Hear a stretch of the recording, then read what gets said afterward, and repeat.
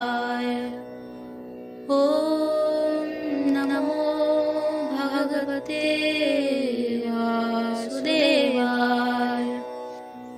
Shushrusho Shabdadhanasya Vasudeva Kataruchihi Sevaya Praha Punyatirtha Nishevanat. O twice born sages, by serving those devotees who are completely freed from all vice, great service is done. By such service, one gains affinity for hearing the messages of Vasudeva. Shrinvatam Svakatah Punya Shravanah Hridayantasya Bhadrani Vidunoti Suhrisatam. Shri Krishna, the personality of Godhead, who is the Paramatma, super soul, everyone's heart, and the benefactor, truthful devotee, cleanses desire, material enjoyment from the heart of the devotee who has developed to hear his messages, which are in themselves virtuous, when properly heard and chanted. Nashta Prayeshvabhadreshu Nityam Bhagavata Sevaya Bhagavati Uttama Shloke Bhaktir Naistiki. By regular attendance on the Bhagavatam and by rendering of service to the pure devotee, all that is troublesome to the heart is almost completely destroyed. And loving service unto the personality of Godhead, who is praised with transcendental songs, established as an irrevocable fact. Tada rajastamo bhavaha kamalobhadayaschaye cheta anaviddam sitam sattve prasidati. As soon as irrevocable loving service established in the heart, the effects of nature's passion and ignorance, such as lust and hankering disappear from the heart. Then the devotee is established in goodness, and he becomes completely happy. Evam prasanna manaso bhagavad yogatah bhagavat vijnanam mukta sangasya jayate. Thus established in unalloyed goodness, the man whose mind has been enlivened by devotional service to the Lord, gains positive scientific knowledge of the personality of God in the stage of liberation from all material association. Vidyate hridaya grantesh chidyante sarvashayah kshiyante chasya karmani drishta evashvareshvare. Thus the knot in the heart is pierced, and all misgivings are cut to pieces. The chain of fruitive actions is terminated when one sees the self as master. Hare Krishna, Krishna Krishna, Hare Rama, Rama Rama, Hare Hare.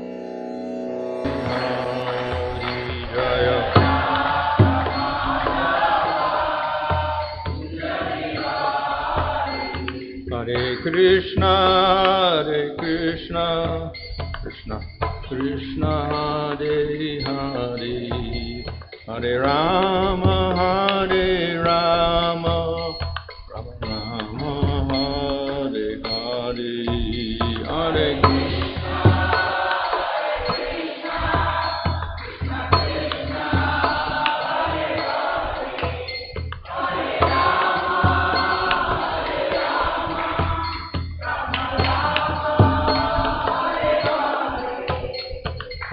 Krishna Hare Krishna Krishna Krishna Hare Hare Hare Rama Hare Rama Rama Rama Hare Hare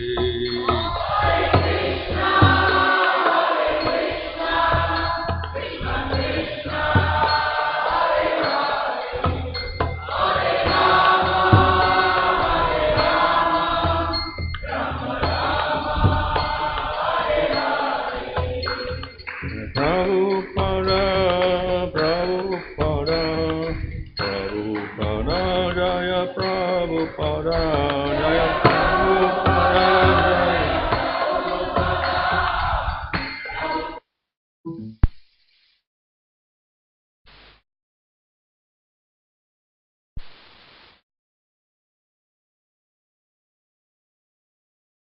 Jaya. Namaskar, Heart, Thakur ki Jaya.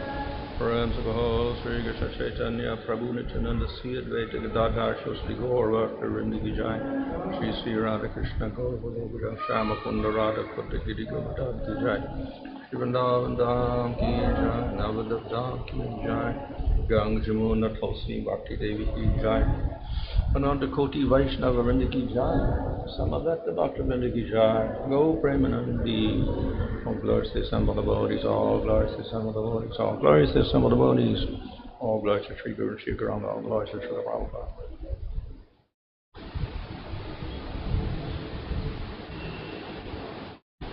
Om Namo Bhagavate Vasudevaya. Om Namo Bhagavate Vasudevaya. Om Namo Bhagavate Vasudevaya.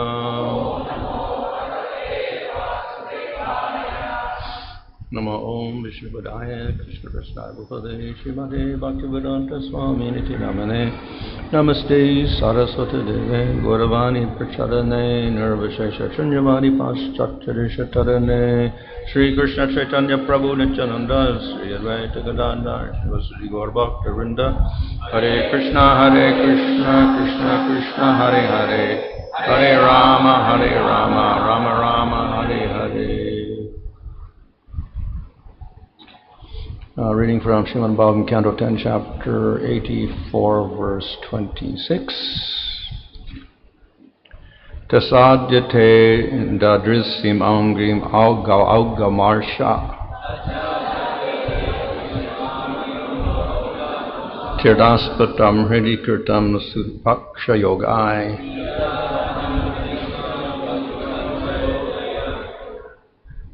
Utsiktabhat upahat asaya jiva kosha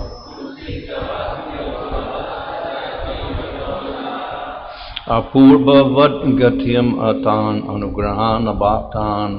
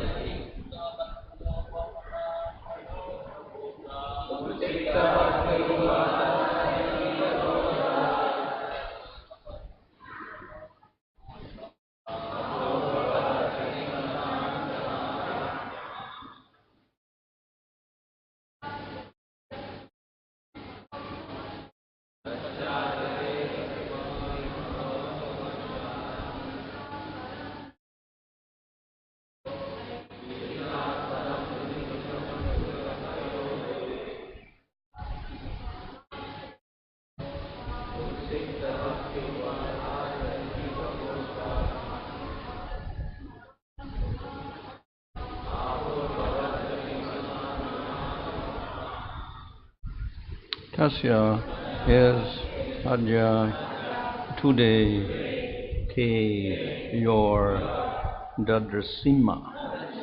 We have seen Angrim, the feet, Aga, of sins, Oga, floods, Marsha, which undo, Tirta, of the holy pilgrimage site, Aspadam, source, Riddhi, in the heart, Kritam, place, Su, well, Vipakva, matured, Yogai, by those whose practice of yoga,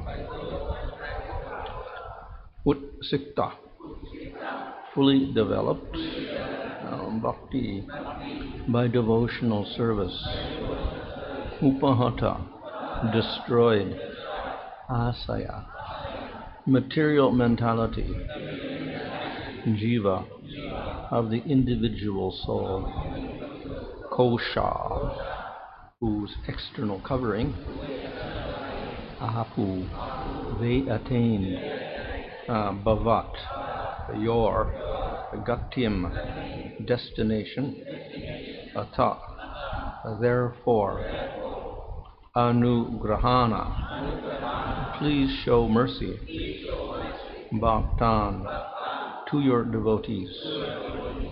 Translation: today we have directly seen your feet, the source of the holy Ganges, which washes away volumes of sins. Perfected yogis can at best meditate upon your feet within their hearts, but only those who render you wholehearted devotional service and in this way vanquish the souls covering the material mind attain you as their final destination. Therefore, kindly show mercy to us, your devotees. Purport: the holy river Ganges has the power to destroy all sorts of sinful reactions because she originates at the Lord's lotus feet and thus contains the dust of his feet. Explaining this verse, Srila Sridhar Swami says, if the Lord might advise the sages that they need not concern themselves with devotional practices because they are already far advanced in spiritual knowledge and austerity, they hereby respectfully decline such a suggestion, pointing out that only those yogis who have destroyed their material mind and ego by surrendering to Krishna in pure devotional service can attain full perfection. They conclude by praying to the Lord that he favor them in the most merciful way by making them his devotees. Translation: today we have directly seen your feet, the source of the holy Ganges, which washes away volumes of sins. Perfected yogis can at best meditate upon your feet within their hearts, but only those who render you wholehearted devotional service and in this way vanquish the souls covering the material mind attain you as their final destination. Therefore, kindly show mercy to us, your devotees. So, this is the conclusion of the praise that the sages give to Krishna on seeing him. So, here they describe his feet, which destroy sin because they're the source of the Ganga River. This, of course, is a reference to a Vishnu form, not exactly Krishna. They see Krishna, but they also are thinking of Vishnu simultaneously. So obviously they have more of a Aishvarya vision of Krishna, as was previously illustrated by the fact that they are confused because of his human-like activities, which are an aspect of sweetness. So their mode of praise is one of somehow accommodating that sweetness within the their preferred vision of Krishna as having lots of powers. So of course, Krishna does have all powers, Because whatever powers Vishnu contains, Krishna also contains those powers. And so we have so many stories to illustrate that in the Bhagavatam, such as Krishna showing Brahma that he's the source of all the Vishnus who create all the universes. Or later in the Bhagavatam we see the story of how Krishna took Arjuna beyond the universe to meet Mahavishnu. And then they retrieved the sons of the Brahmana and came back to Dwarka. And then, of course, one can take that story in a different way because the ambiguous way in which Vishnu made his statement. So one can take that Krishna is a byproduct of Mahavishnu. But then one can also take the words in another way. So Arjuna thought about that afterwards, and then he understood that actually Vishnu had to make such a complicated arrangement just to see Krishna. So therefore, Krishna is more powerful. Why couldn't Mahavishnu just walk into Dwarka and see Krishna? But he had to make an arrangement of disturbing the Brahmana and committing offense against the Brahmana by stealing his sons, etc. A very elaborate arrangement, just so that Krishna would finally come to see Mahavishnu. Of course, he came outside of the material world to do this. So then Arjuna's conclusion was that therefore Krishna is greater. That he has, Krishna has a place in Dwarka that even Mahavishnu cannot go. So therefore he's in a higher position. So therefore whatever powers are there in Mahavishnu are also there in Krishna, but he's even more powerful. So we have many stories to show how whatever powers Vishnu or other forms of the Lord have, they are also contained within Krishna. So definitely whatever purification takes place by the Ganga and by the power of the Lord, that he has touched the Ganga so that it does become purifying, that power is also in Krishna himself. Of course, we should not think that purification from sin, which is mentioned here, is the ultimate goal of contacting the Supreme Lord. This is a secondary goal. But because it is very difficult to become purified of sin, this is often stated in praising the Supreme Lord. He destroys all your sins, etc. Because it is a very difficult process. And of course, previously it was just said that the devotees are able to destroy sin more than the holy tirthas. And then the Supreme Lord ultimately is in the devotee, so therefore the Supreme Lord has the greatest power to destroy sin. But that is not the ultimate power of the Supreme Lord that the devotees are interested in. As far as people in the material world are concerned, yes, if they have some faith in the Lord and they bathe in the Ganga, then they get their sins removed. So they're interested in removing their sins because they don't like suffering in the material world. So they're not particularly interested in getting liberation, but at least let us get rid of our sins so we don't have to suffer.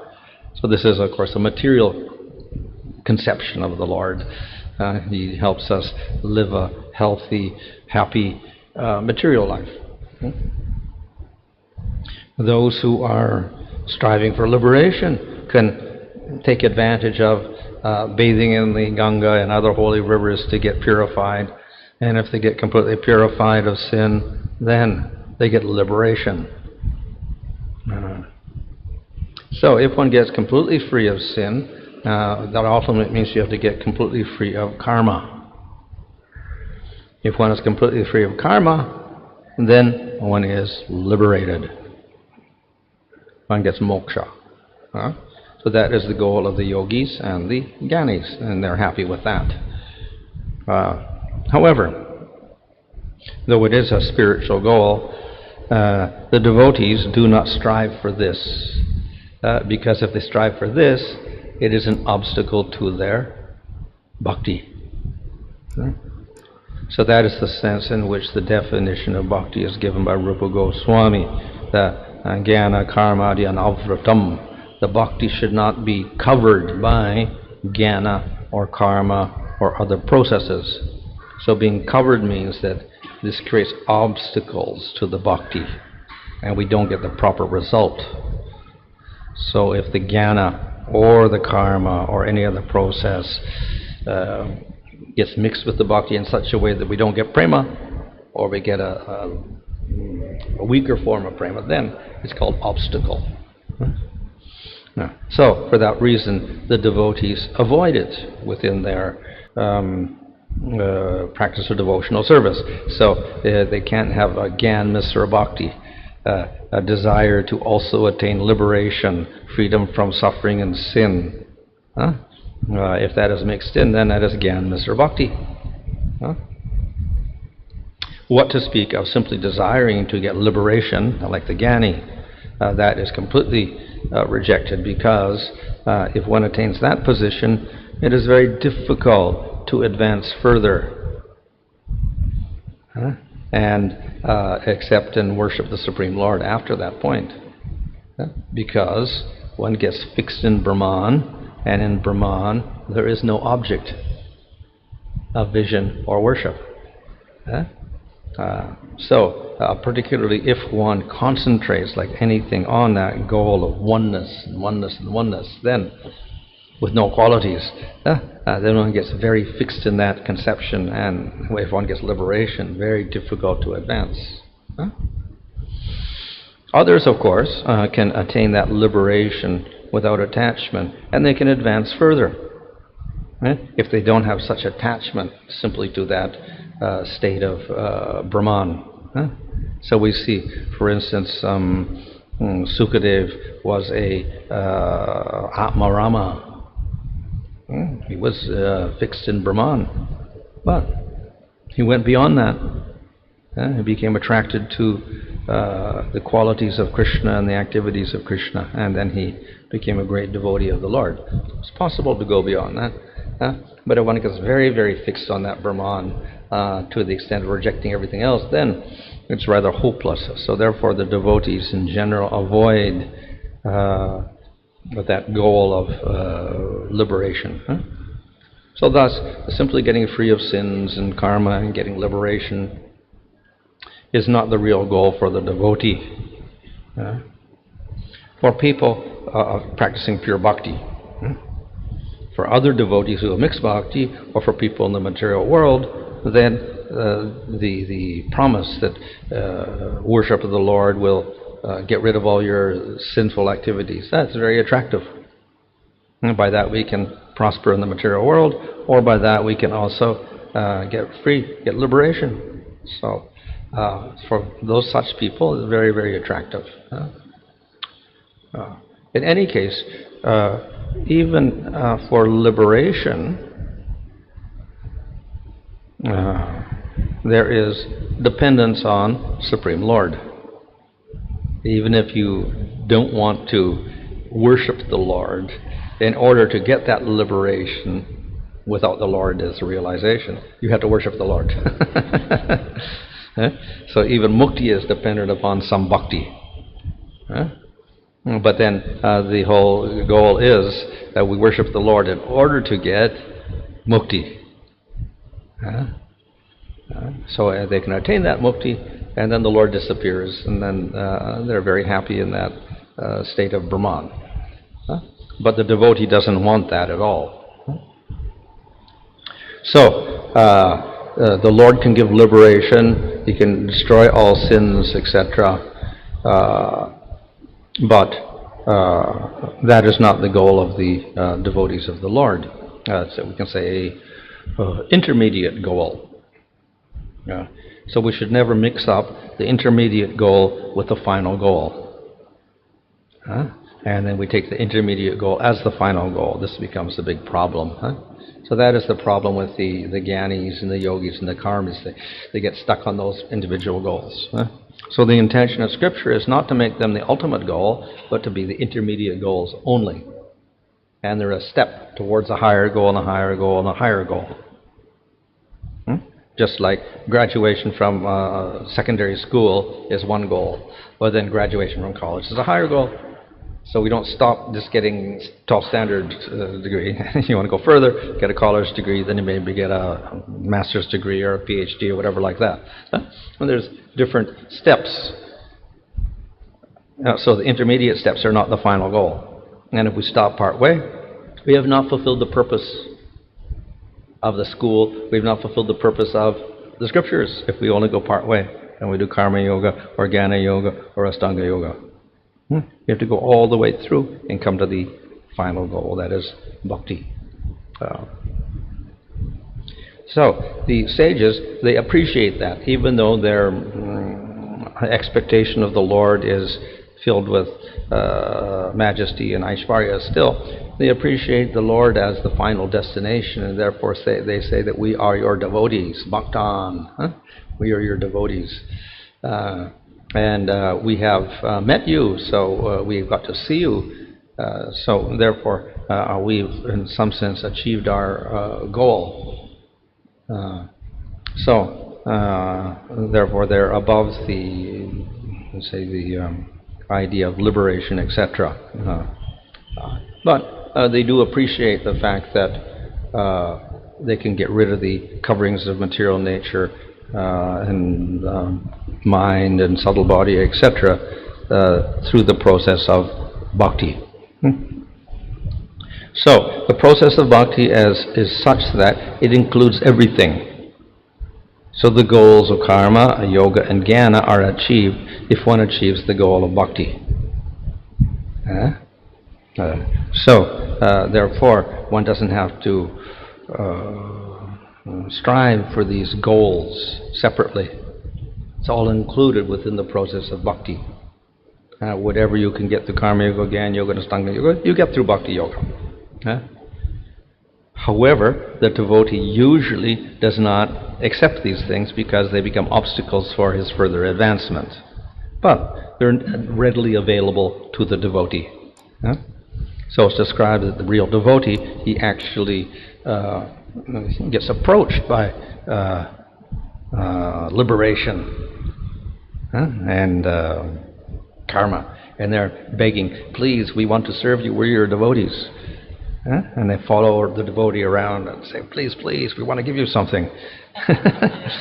But the wise devotee says, no, go away. We don't want you. We don't rejects them. Doesn't want the service of jnana and karma, because you get material benefits and you get liberation.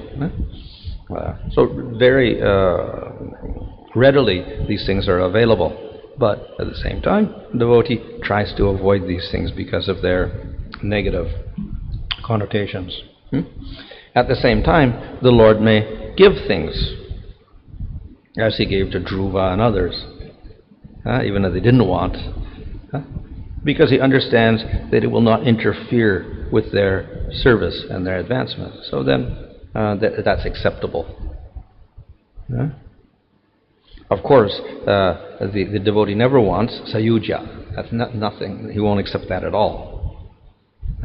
So he completely rejects that because it becomes very unfavorable to devotional service. But the effects of liberation are there in the spiritual world. What is the effect of liberation? No material body, no karma, no subtle body, no material desires, not touched by anything in the material world. So that's automatically there in the spiritual world if one attains a spiritual form in the spiritual world. So the positive factors of liberation are there for the devotee in any case when he goes beyond the material world. But then there are negative factors with liberation as such. That is, we don't realize anything. No form of the Lord, no qualities, etc. So that is the part that the devotee does not want. So we get the positive effects of impersonal liberation by worshipping the Lord. And we avoid the negative aspects, which are, just realizing oneness, etc. So therefore we should not think the devotee is deprived of the benefits of liberation. He also gets those things, but he doesn't, he meticulously avoids that state of liberation. Of course, he generally tries to avoid getting positions in the material world, but sometimes the Lord makes an arrangement for him, so he has to accept those arrangements.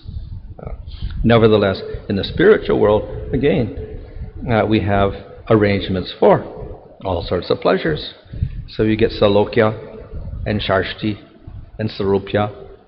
So you get a very nice body, you get a very nice place, you get very nice powers, and you can manifest things as you want. So you get all opportunities to exhibit wealth, opulence, fame, beauty, whatever you want to in the spiritual world. This, of course, the devotee also doesn't want. He doesn't want to display these things. So therefore it is said that the devotee rejects all of these types of liberation. But then it also says that the devotee will accept these things, Salokya, Sarsti, Sarupya, etc., if they're favorable to bhakti.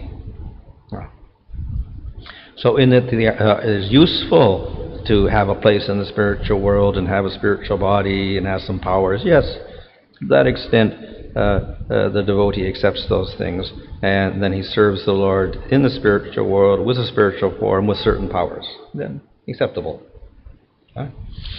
So therefore we can say the so-called enjoyments that are there in the material world are rejectable, but there are some enjoyments in the spiritual world which are offered to the devotee. So those who practice mixed bhakti, like karma misra bhakti, then they have a little more tendency to display these things in the spiritual world. They're a little more attached to Salokya and Sarupya and Sarsti. And we see the inhabitants of Vaikuntha. They will sometimes display their ability to change their forms and do different things, manifest different powers, etc. Whereas other devotees don't desire to do that. So everything is included in the process of bhakti itself. Why? Because the whole goal of this bhakti is to attain the Supreme Lord, and the Supreme Lord is the source of everything in the material world, everything in Brahman, and everything in the spiritual world. So naturally, he can arrange anything for the devotee. So this arrangement only takes place for the devotee of the Lord, the bhakta. It does not take place for the karmi or the jnani or the yogi. It's only for the devotee that the Lord makes this arrangement. Why? Because there is, of course, the Lord is attached to the devotee. And why is the Lord attached to the devotee? Because the devotee is attached to the Lord. And it is not so in the other processes. Definitely the jnani and the yogi have to worship the Lord to get their liberation, but they're not attached to the Lord. They have not established that affectionate relationship with the Lord. So therefore, the Lord does not respond with affection. He responds with affection to the devotee, and because of the devotee's affection, and this creates a powerful link between the jiva and the Supreme Lord, an unbreakable link between them. And then the Lord gives the devotee everything. Just as in the material world, the devotee has to avoid association with materialistic people because he will start picking up materialistic qualities.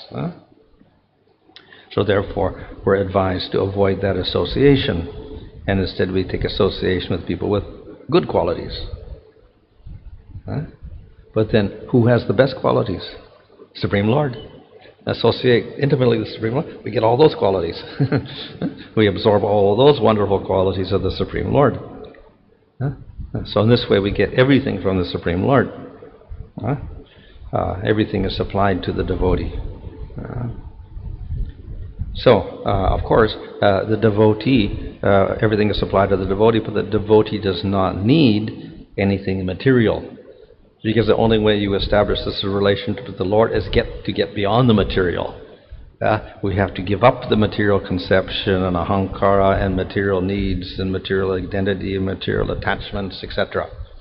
If we have those things, then we cannot get close to the Lord. It restricts our attachment. So only when the devotee has given up those things, then the Lord gives everything to the devotee. At that point, the relationship is strong enough that the Lord gives to the devotee everything. So it depends upon the purity of the relationship with the Lord. And that relationship is one of great affection for the Lord. So if it's tainted to that degree, the Lord does not respond. The more it is pure, the Lord responds more. So the perfect state is the state of prema, where there is no impurities, no obstacles at all. The jiva has complete love for the Supreme Lord, and therefore the Lord gives everything to the devotee. So that is the sixth quality of bhakti, Krsna akarshani. That bhakti attracts Krishna. So that happens in prema itself. And Krishna is attracted to that prema, and therefore he gives everything to the devotee. The devotee, of course, is not demanding anything from the Lord, because the nature of that prema is he wants to give everything to the Lord. He only wants to serve the Lord. The Lord, on the other hand, wants to give everything to the devotee.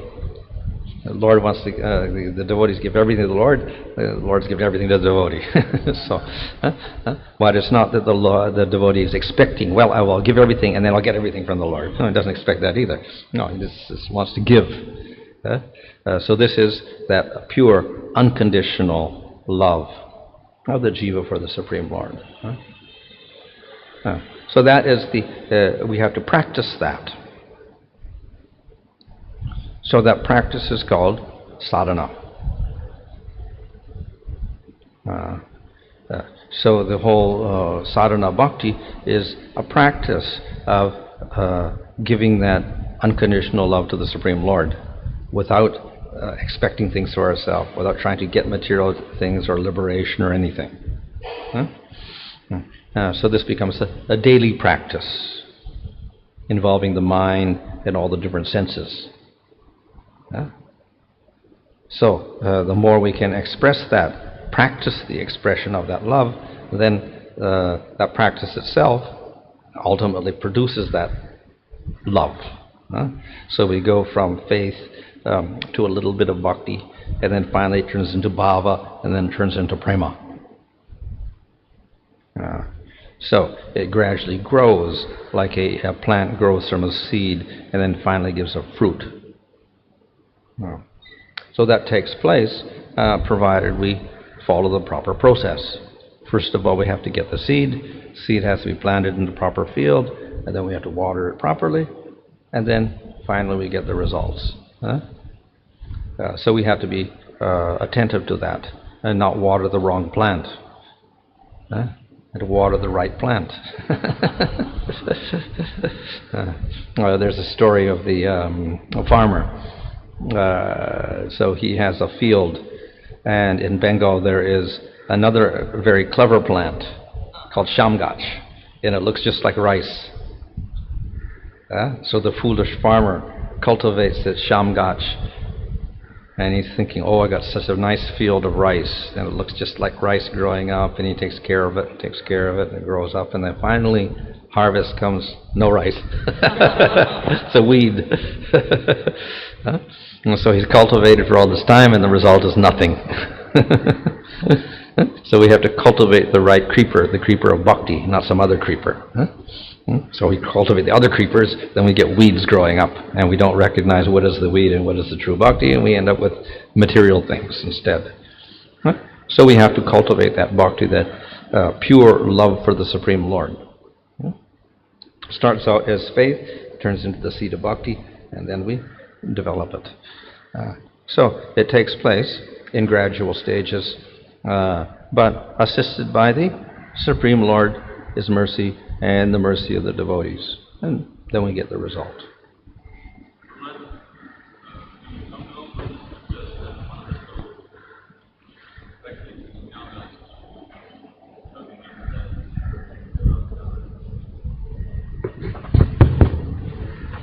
And it is also said in the scriptures that has to be a dasana das to attain any sort of devotion. But at one stage, what is the position of the individual soul? Will it get a direct opportunity to serve the Lord, or it has to remain just as a dasana das where it is? Well, the attitude of the devotee is always that das, anudas. Even the highest person like Radha is in that position. Huh?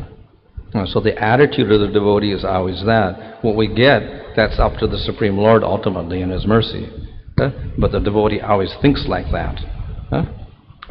And particularly the higher one goes in rasa, then one doesn't think of one being superior to anybody else or whatever like that. And one simply serves the servant of the servant of the servant. So that is the only aspiration of the devotee ultimately. One more question, Guru Maharaj.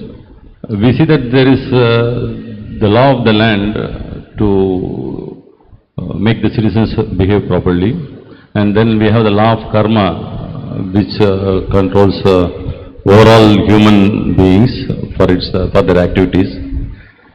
And we see such an example in the temple. We have certain rules to be followed, which is implemented and carried out by the president of the temple.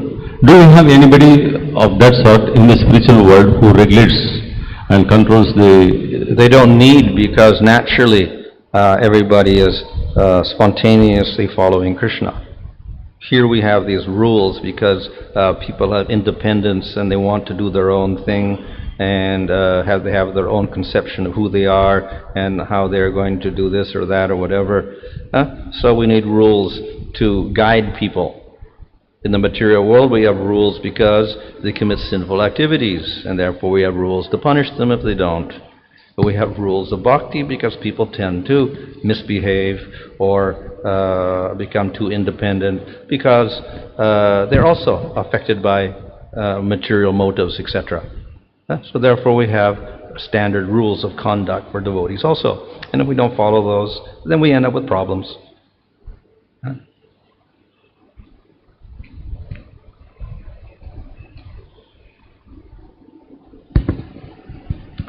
When Dhruva at one point of time says that he doesn't want any position or anything in the material world, is it proper to understand that he's at the level of prema and still the Lord awards, because he will not be deviated from the level of prema? Who? Dhruva. Yeah, well, of course, he's a very special case because he got to see the Lord directly and whatever like that, and got direct mercy for him. So yeah, we put him on that level of prema. Okay. Yeah. And what about Kala Krishna Das, where the personal association of the Lord, which is very rarest, still he goes away from Lord Chaitanya, and Lord Chaitanya had to take some effort. Yeah. Well, we can take that as an example of pastime only, not that he's... Well, some pastime like that.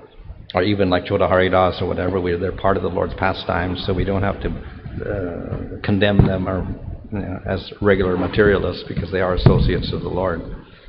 At the same time, of course, there are many people who meet the Lord, many demons, like Shishupala and whatever meet Krishna, but they don't, they get mercy also, but we don't consider them devotees at all. Mahavishnu cannot enter Krishna's abode, Maharaj? Well, unless the Lord wants them to, but generally it's a separate pastime place and a separate pastime and a separate form. So we don't see Vishnu forms in Vaikuntha, because there's Krishna with the Vrishnis, and he's acting something like a human being, as these sages are describing. So that Vishnu form is quite different. So they don't mix the two abodes together, just like Ramchandra doesn't mix his abode with Goloka or whatever like that. So Vishnu also keeps a separate abode in Vaikuntha. They're all the same Lord, obviously, but still they keep separate. Does it mean the Krishna's associates are superior to Mahavishnu? Yes? Krishna's associates in his abode are superior to Mahavishnu? Well, they're jivas, so in that sense they're not. But they're in a higher position because they're attracted to Krishna, so in that sense, and they have a different privilege, just like Lakshmi cannot get entrance into the Ras Leela. So that, because she's inferior to the gopis in one sense, but of course she's also Shakti of the Lord. But she has a different qualification and a different world she lives in. Should we have intention of understanding that Hare Krishna Maha Mantra is not other than Radha and Krishna alone, at least for Gaudiya Vaishnavas? Well, we're chanting Hare Krishna to attain Radha and Krishna. That's our intention in Hare Krishna. Other people may have other goals, but as far as us, that's it. In the beginning, you were explaining regarding this that even the karmi, jnani, yogi, if they like to get perfection in their own level or own path, they have to take up they have to do some devotional service. They have to worship the Lord. How should be the worship? Only simply recognition is sufficient, or they have to also do some devotional activities like hearing, chanting, remembering? Well, they can do all these activities. It is not the prominent part of the process. It's an anga of their jnana or their yoga or whatever. It's only an anga. It is not the main process, but it's a support for their process. And in doing that, they can also not offend the Lord. I'm doing this, but actually Vishnu is not the Supreme Lord after all. He's just a material entity. Then it becomes aparad. So they can have no aparad, and they do the worship with the goal of getting liberation or whatever goal they want. You see, Maharaj, from Bhakti Rasamrita it's in that devotional service, it attracts the Supreme Lord itself. It's called itself. So because devotional service is so powerful that even if a jnani or yogi or karmi does some devotional service, that devotional service might attract that jnani also. He also might turn to the devotees also. Can. There is a possibility. Yeah. Because of the quality of the devotional service. Yeah. So he could. Yeah. Provided he gets association with devotees. Yeah. Mercy of devotees. But on the other hand, if he gets associated with Jnani, he says, okay, you do this worship of Vishnu, but the goal is merge in Brahman. And so they emphasize the goal of Brahman, then he won't get, he won't advance, he'll just get into Brahman ultimately. And he'll pray to, when Vishnu, praying to Vishnu is that I want to get liberated. That will be his goal. So if he gets associated with devotees, fine, then he can advance. Same with the karmi, or same with the yogi. You see, Maharaj, regarding this, in the spiritual world, our devotees doesn't serve Krishna directly. They are dasano dasa, mean they serve through the devotees in the spiritual world. But in the material world, see, there is a great chance for the devotee to serve Krishna directly in the material world. But it's not available in the spiritual world. In the material world, there is a direct chance for the devotees to worship directly. But in the spiritual, it's not available. How do you mean? In the spiritual, they cannot serve Krishna directly. They become dasanodas. They serve the Krishna through the devotees. Well, even in the material world, they have the same idea.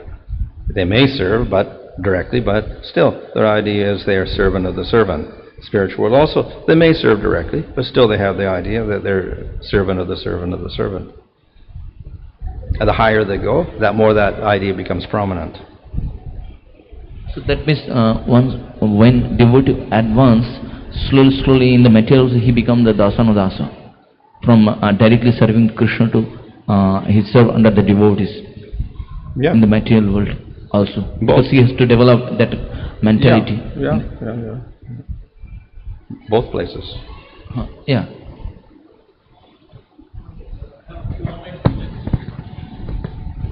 Few online questions, Maharaj. In the Vaishnava Association, we have seen all great devotees followed their seniors very strictly and as a result got wonderful results. However, we see as Kali Yuga progresses, this tendency is decreasing and few think that no need to follow any guidelines, instructions from seniors and what they like to do. How to correct this type of mentality in devotees? Well, if they won't listen and they won't listen, then maybe in a sense they're hopeless. If they can't listen to anybody, then they become hopeless and they can't advance. So the whole basis of bhakti is association of devotees, and that association means that we have to obey the orders. If we don't do that, then how can we advance? So therefore that means they just block their advancement by doing so. If they're intelligent, then they will. If they're not intelligent, they won't. So. The next question, Maharaj. It is said that Guru gets affected by disciples' way of sadhana. If so, in what are all the ways the Guru is getting affected, physically, spiritually, mentally? Guru gets affected by? By the activities of the disciple or the level of sadhana of the disciples. Well, obviously the whole idea of Guru is that he's supposed to guide the disciple to advance. And the disciple on his part tries to do that, if he's a good disciple. If he's a bad disciple, he doesn't do that. So then what is the function of Guru at that point? If the disciple doesn't want to advance, or doesn't want to follow instructions to advance, then what is the purpose of having that relationship at all? Not really a relationship, huh? So if it gets extreme, then Scripture says the Guru should reject the disciple if he's hopeless. Huh? In other cases, may not be so. It's borderline cases or whatever. But again, the sins that a disciple commits, then those reflect on the Guru, and then he has some responsibility because he's responsible, and therefore he gets some of the effect on him because of that. That's of course a mundane concept, like the king. If the citizens do sinful activity, he gets 1/6 of the result. If the wife commits sin, the husband gets the result. Like this. If the minister does something wrong, the king gets the result. So there's a shared responsibility. So the same with the Guru also. He gets some problem or because of that obstruction, because of the disobedience and sinful activities of disciples. After the Guru leaves the planet and goes to the spiritual world, will he still get affected by the disciples' activities? Not in the spiritual world. The Guru is in the spiritual world, but the disciple is still in the material world. Well, if he's in the spiritual world, he can't get affected by anything as such. Okay. But if he has this bond with the disciple that he has to deliver him, he may have to stay in the material world again to deliver that disciple. Yeah.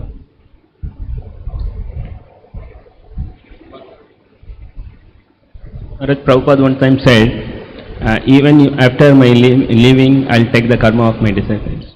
Prabhupada said one time, after leaving also I will take the karma of my... So then he has to come back again because of disciples. Hare Krishna. Any other questions? Anybody want to ask for a question? Question.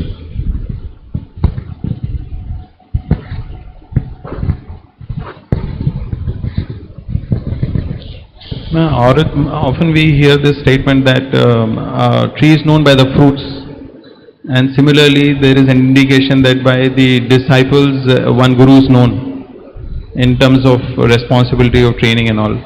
But at the same time we see, Maharaj, that even in case of Srila Prabhupada, the greatness of his effort, extraordinary preaching, we still see that there were disciples who fell off during the course of, and then so many things happened also in the movement. So then how do we understand that statement? That statement is also there and the reality is also there. How do we reconcile? Well, we can say that's in any, not just with Prabhupada, but anybody or any position of responsibility, that we can have a person in a responsible position, and then we can look at the results. But then of course sometimes we see that even in ideal situations, or supposed to be ideal situations, then we get problems or whatever.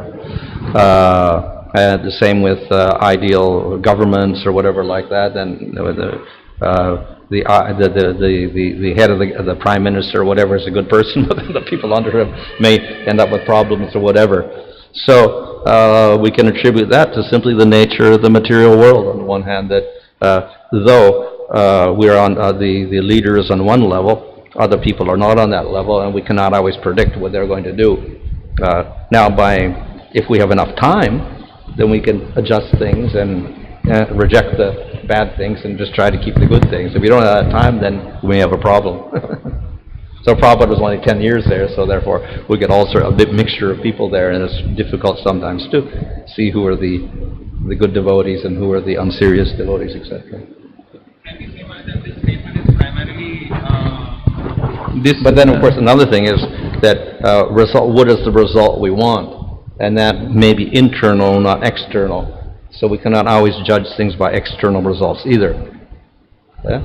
So, as for spiritual life, of course, we're looking at the bhakti, but then how do we judge the bhakti also? And what does the bhakti mean? It's a continuous process over many lifetimes. So therefore, even if people fall away from bhakti in this lifetime, they may progress the next lifetime. So nothing is lost in one sense. So if we look temporarily, we may see a bad result, but long term we have a good result. So Maharaj, can we say that this statement, we can take in context of the good disciples? Yeah. Rather than taking in terms of fruits that are spoiled for some disease or something. Yeah. Hare Krishna.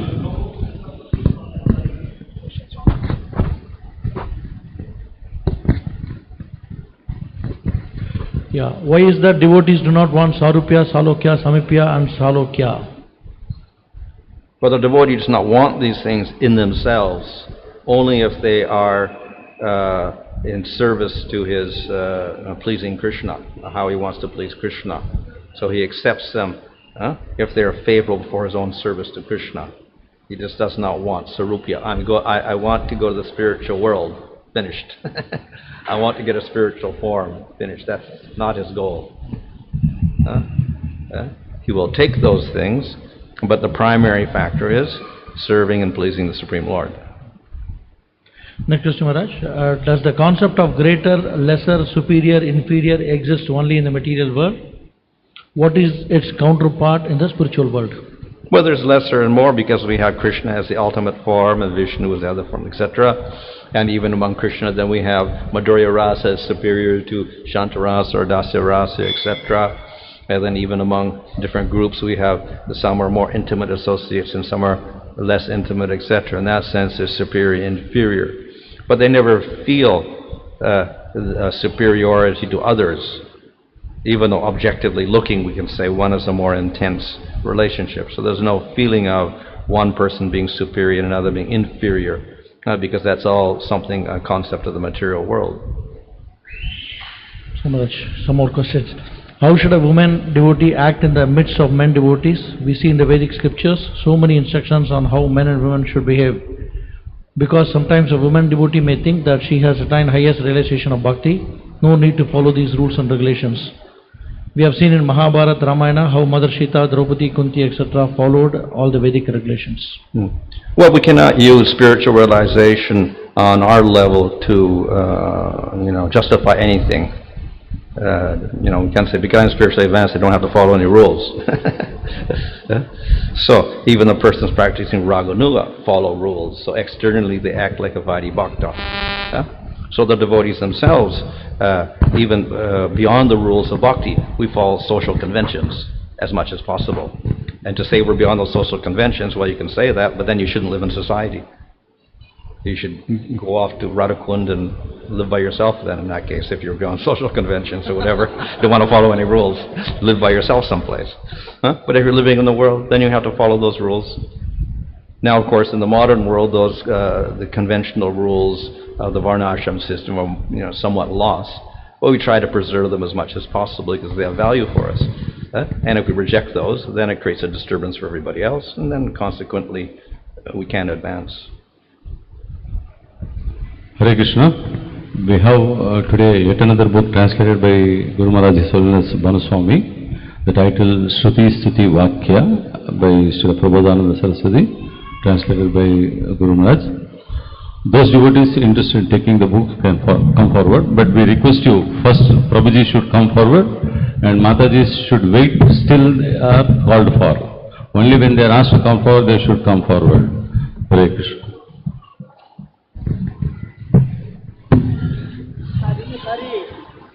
Hare Krishna, Krishna Krishna, Hare Hare, Hare Rama, Rama Rama, Hare. Anyone can come forward.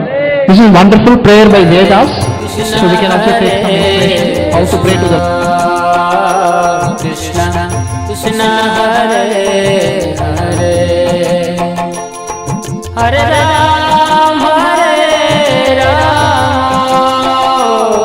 Ram Ram Hare Hare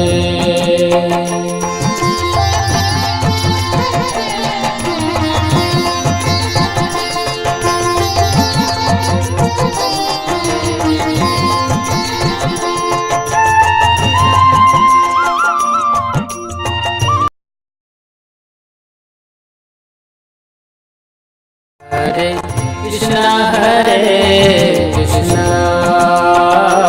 Krishna Krishna Hare Hare Hare Ram Hare Ram Ram Ram Hare Hare